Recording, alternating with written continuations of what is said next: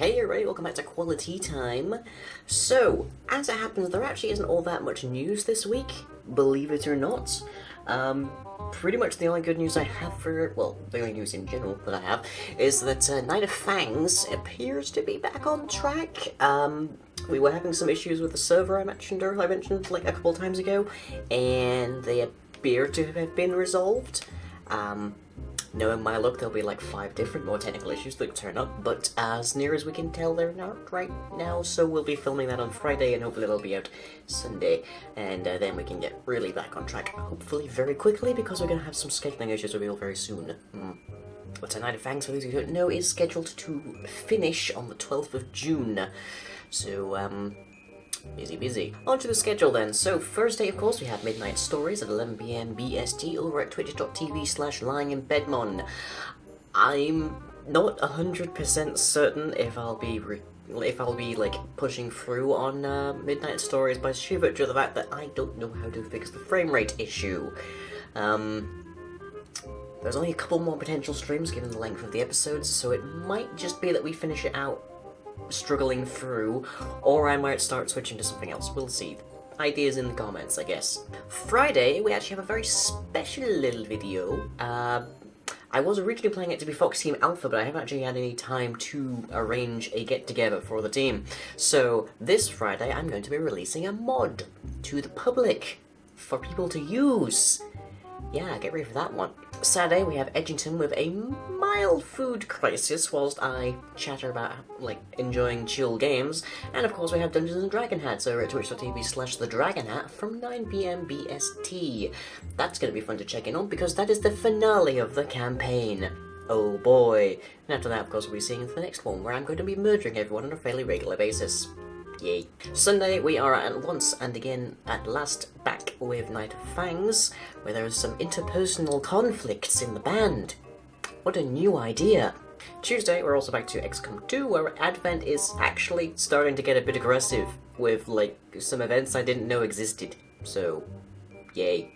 Also, we have Yogdwarves Live number 44 at 9 PM BST over at twitch.tv/lyinginbedmon.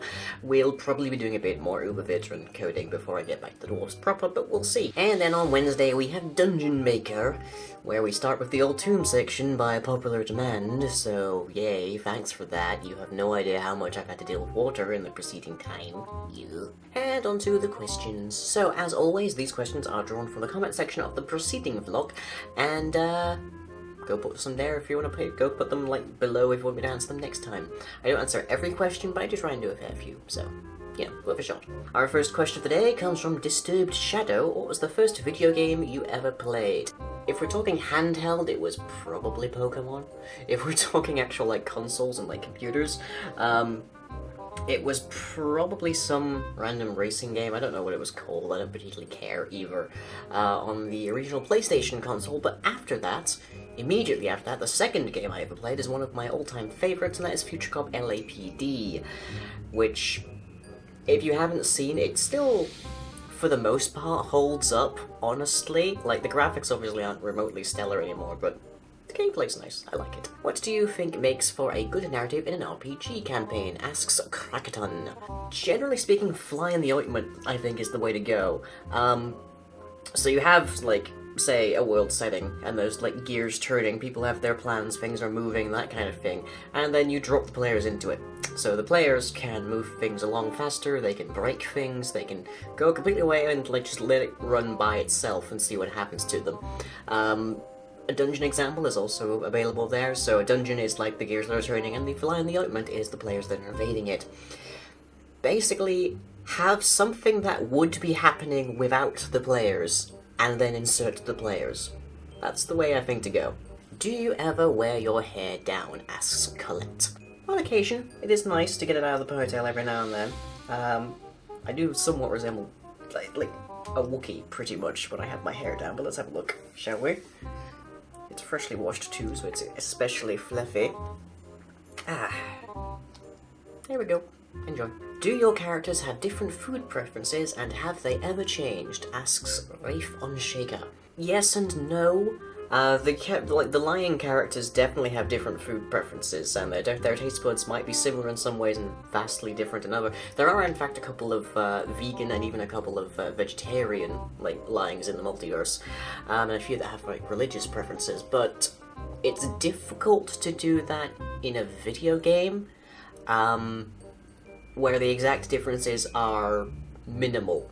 So, in Minecraft, for example, you have a litany of food items, and more or less, the cooked meat items always give the highest volume of hunger, so you want to be going for that because it means you'll be starving less, and eating food on camera is not necessarily the best of ideas because it's noisy and interruptive and there's particles in your face.